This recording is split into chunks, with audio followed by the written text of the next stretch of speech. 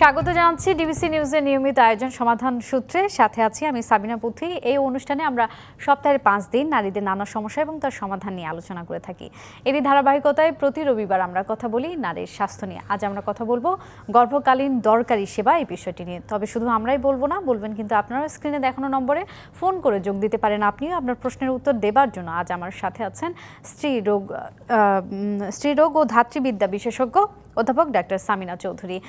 অধ্যাপক ডাক্তার সামিনা চৌধুরী, আপনাকে স্বাগত জানাচ্ছি সমাধান সূত্রে। আমরা তো যে বিষয়টি নিয়ে কথা বলছিলাম আসলে যে গর্ভকালীন অবস্থায় যে দরকারি যে সেবা, সেই বিষয়টি নিয়ে আমরা কথা বলবো। তার আগে আপনার কাছে একটু ছোট্ট করে জানতে চাইবো যে আমরা বলি রেসপেক্টফুল ম্যাটারনিটি কেয়ার, অর্থাৎ এই যে শ্রদ্ধাশীল সেবা বা সম্মানজনক যে সেবা গর্ভকালীন মায়েদের ক্ষেত্রে, তো এই সেবার বিষয়টি আপনার কাছে একটু পরিষ্কারভাবে জানতে চাই।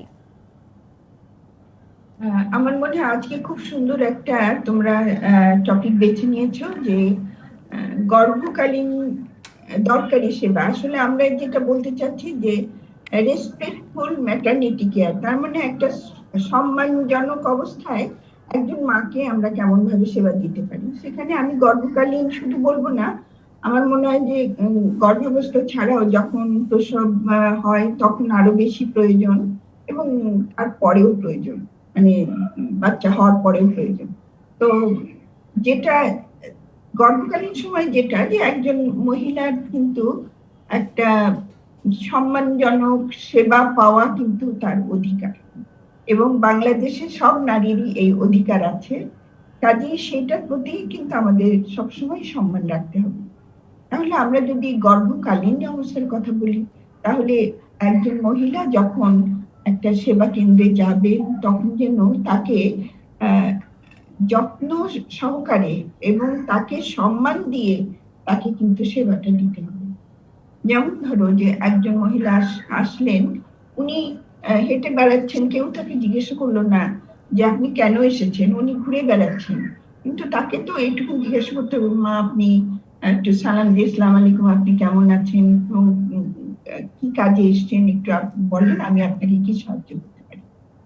তারপরে ধরুন মহিলাকে আপনি যেখানে চিকিৎসা করাবেন সেখানে আপনি বসালেন, তারপরে ওনার সময় হলো ওনাকে আশ্বস্ত করে সেখানে নিয়ে গেলেন, এবং ডাক্তার সাহেবের কাছে নিয়ে গেলে আপনার ওনাকে একটু কথা বলতে হবে যে মা আজকে আপনাকে আমরা এই কাজটা করতে চাচ্ছি। যে কোনো কাজ করতে গেলে তার পরামর্শ এবং তাকে জানিয়ে তার অনুমতি নিয়ে করতে হবে। যে আপনাকে আমি পরীক্ষা করতে চাই, আপনি কেন এসেছেন, আপনার সমস্যাগুলো আমাদের কাছে খুলে বলুন, তাহলে আমি আপনার সমাধানগুলো দিতে পারবো। তারপরে তাকে যেভাবে সেবা দেওয়ার, যে আমরা তাকে চেক আপ করবো, চেক আপের সময়ও যেন তাকে কোনোভাবে আমরা অসম্মান না করি। যেমন তার যে প্রাইভেসি রাখা, তার যে একটা কনফিডেন্সিয়ালিটি রাখা, সে যেটা চাইবে সেই ধরনেরই আমাদেরকে দেওয়া উচিত। যে অর্থাৎ ডাক্তার সামিনা চৌধুরী, অর্থাৎ গর্ভকালীন সময়ে মায়ের যেমন সম্মানজনকভাবেই আসলে তাকে সেই জায়গাটাতে সম্মানজনক দৃষ্টি নিয়ে তার দিকে আসলে তাকে সেবাটা দেওয়া উচিত। সেটি পরিবারের যেমন সদস্যদের ক্ষেত্রে যেমন ভূমিকাটা রয়েছে, আবার ডাক্তারদের ক্ষেত্রেও যখন তারা ডাক্তারের কাছে যাবেন, চিকিৎসার জন্য যাবেন, তখন এই বিষয়টি মাথায় রাখা উচিত। নিশ্চয়ই এই বিষয়টি বলছিলেন। আপনার কাছে একটু সমস্যার দিকে একটু যেতে চাই যে গর্ভাবস্থায় তো অনেক রকম বিপদই তৈরি হয় মায়েদের ক্ষেত্রে। তো সেক্ষেত্রে কোন কোন বিপদ সংকেতগুলো দেখলে জরুরি ভিত্তিতে তাদের হাসপাতালে যাওয়া উচিত বা ডাক্তারের পরামর্শ নেওয়া উচিত? তার মানে গর্ভকালীন সময়ে বিপজ্জনক উপসর্গ সম্বন্ধে তুমি জানতে চাচ্ছ, এটা আসলে জেনে নেওয়াটা খুবই জরুরি। এবং সেইটা জানলে যেটা আমাদের সুবিধা হয়, যাতে আমি যখনই আমার এই ধরনের অসুবিধা হবে আমি যেন সাথে সাথে সেটা ব্যবস্থা নিতে পারি। না হলে দেখা যায় যে তাতে মাতৃমৃত্যু বা অনেক ধরনের সমস্যা হয়, বাচ্চাও অনেক সময় বাচ্চাও পেটের মধ্যে মারা যেতে পারে। সবকিছু মিলেই তার মানে এগুলিকে এড়ানোর জন্য আমরা কতগুলো কাজ করি।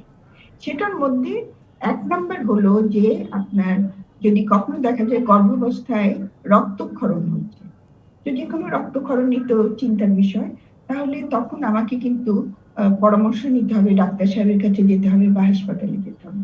এইটার মধ্যে যেমন ধরো রক্তক্ষরণ কেন হবে, 1 নম্বর যদি আমরা বলি গর্ভপাত হতে পারে, অথবা ডেলিভারির আগে যদি অন্য কোনো কারণে রক্তপাত হয়, রক্তপাতের সাথে অনেক সময় দেখা যায় যে খুব পেটে ব্যথা হয়, এগুলো একটা এমার্জেন্সি ব্যাপার। তার কারণ গর্ভপাত হয়ে গেলেও কিন্তু অনেক রক্তক্ষরণ হতে পারে। আবার মনে করো যে যদি গর্ভাবস্থায় ফুলের পজিশন যদি ভুল স্থানে, বিশেষ করে নিচের দিকে যদি থাকে, তাহলে কিন্তু অনেকের রক্তক্ষরণ হলে পারে দেখা যায় যে এইটা একটা মারাত্মক আকার ধারণ করতে পারে। তখন রোগীকে বাঁচানো অনেক সময় কঠিন হয়, বিশেষ করে গর্ভফুলটা যদি নিচের দিকে থাকে, তখন কিন্তু নর্মাল ডেলিভারি কোনো সুযোগ আর নেই এবং তাকে সিজার করতে হবে। শুধু সিজারই নয়, সেই সাথে তাকে রক্ত দেওয়ার জন্য প্রচুর একটা মানে রক্ত পাওয়া যায় যাতে, সেরকম ব্যবস্থা আমাদের রাখতে হবে।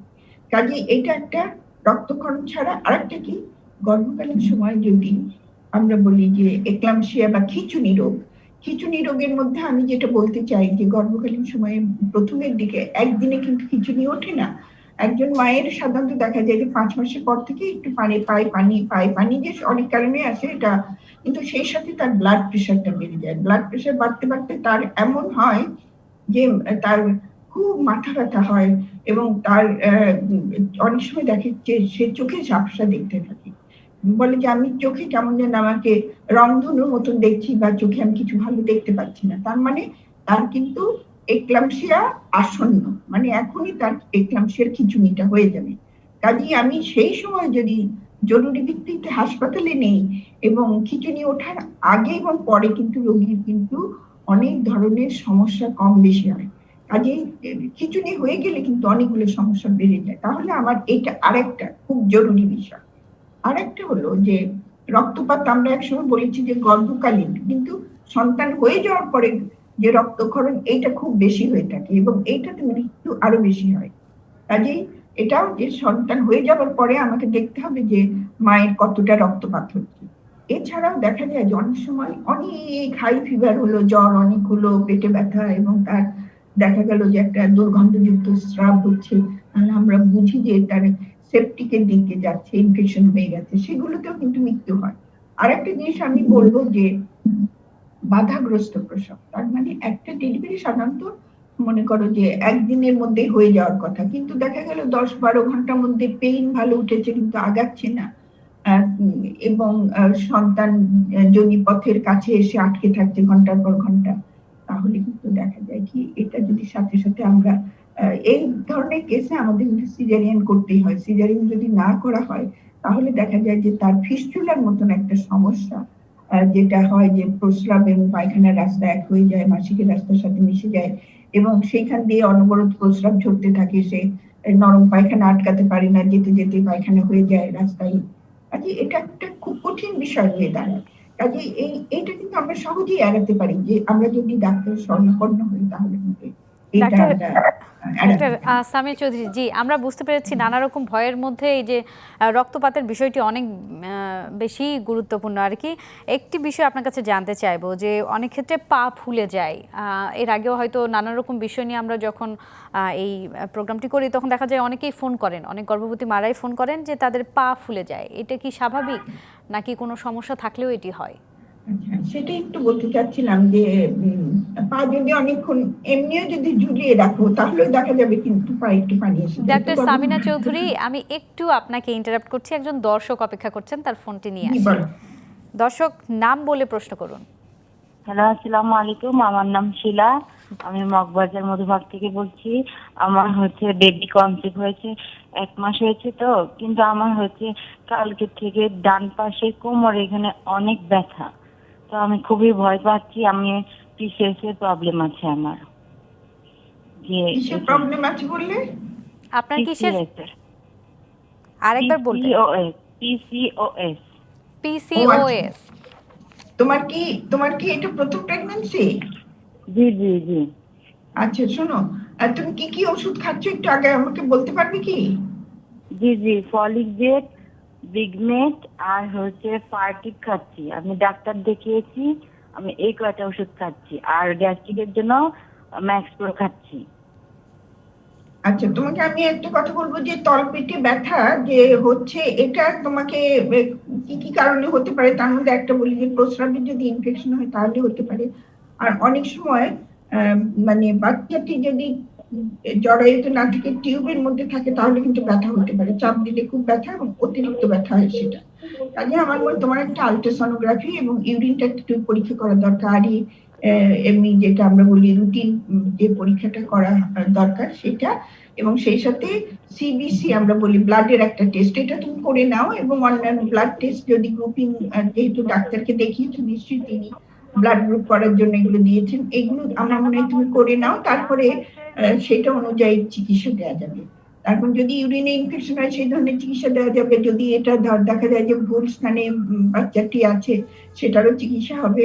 আর অনেক সময় দেখা যায় কনস্টিপেশন যদি থাকে, খুব বেশি কষা পায়খানা হলে অনেকের এরকম পেটে ব্যথা হয়। তো এগুলো তুমি যেটা করবে, একটু পানি বেশি খাবে, আর একটু যাতে পায়খানা ভালোভাবে হয়ে যায় সেজন্য তুমি শাকসবজি একটু খেও।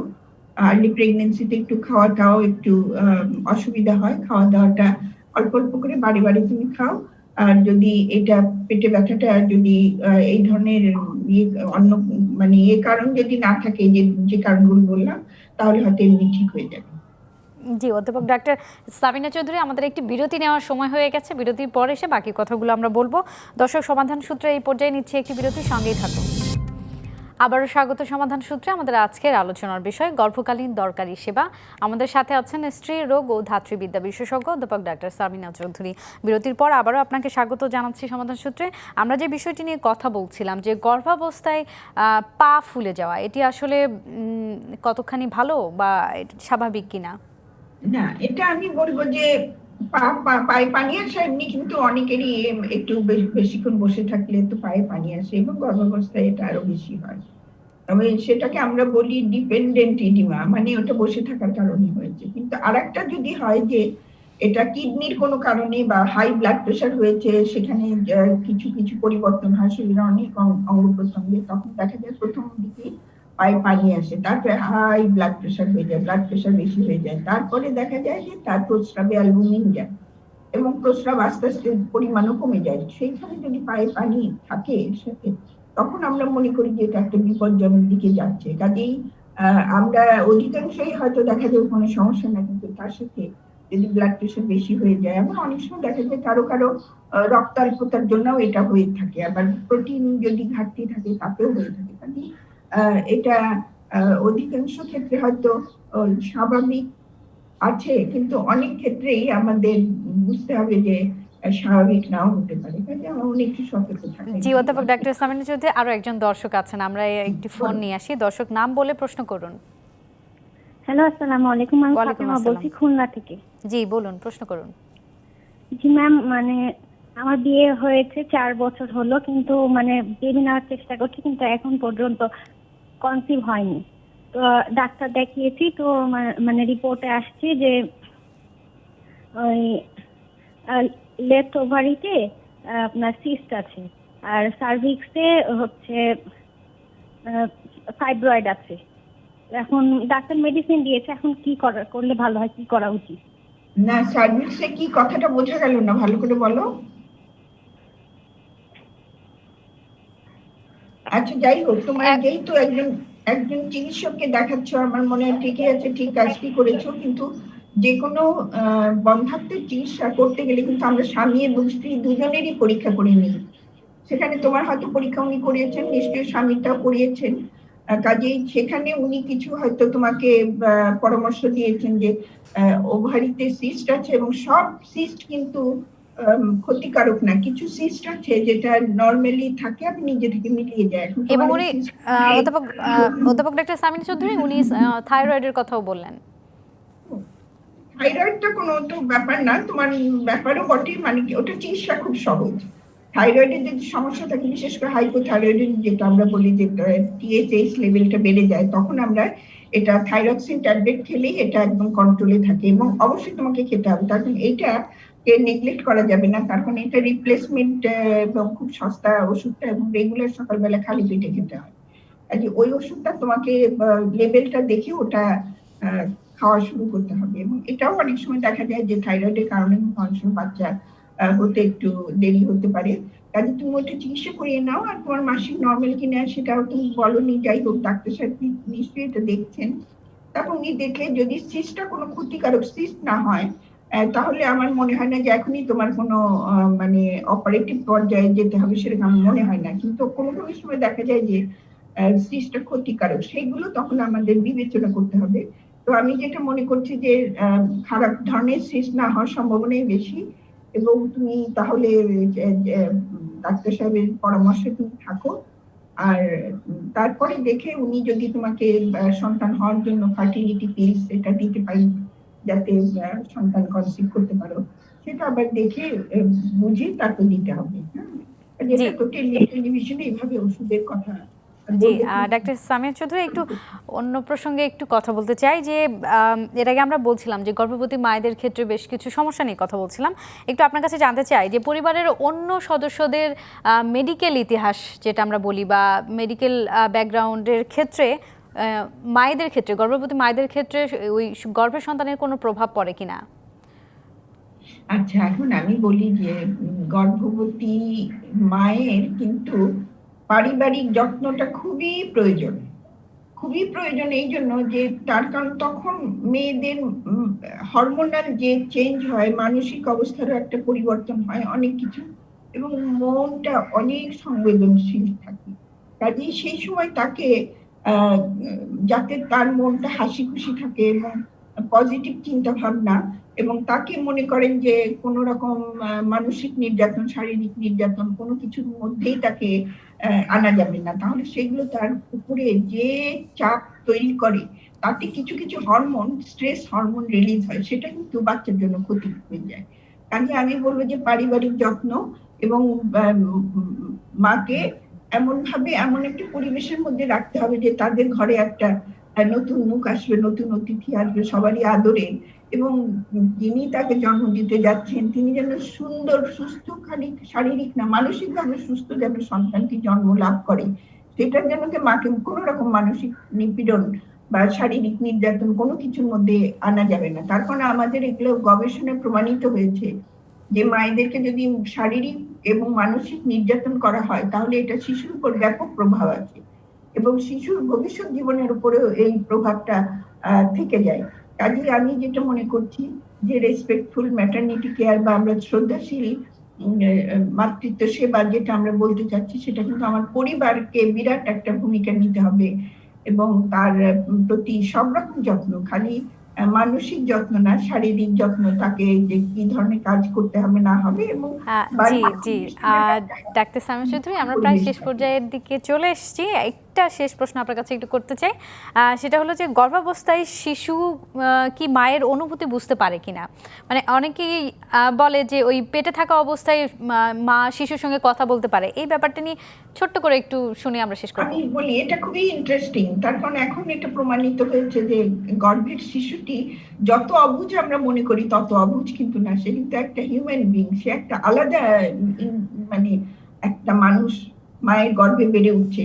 যেমন সাধারণত যেটা দেখা যায় যে 4 থেকে 4 মাসে, তো 5 মাসে দেখলে নড়াচড়া টের পায়, তখন না বাচ্চা মায়ের কথা বুঝতে পারে। আবার একটু কিছুদিন পরেই দেখা যায় সে কিন্তু মায়ের গলার স্বরটা বাবার থেকে আলাদা করতে পারে, তারপরে বাবা স্বরও আস্তে আস্তে বুঝতে পারে। ধন্যবাদ অধ্যাপক ডাক্তার সামিনা চৌধুরী। তার মানে মায়ের ভাষা বুঝতে পারে গর্ভাবস্থায় শিশু।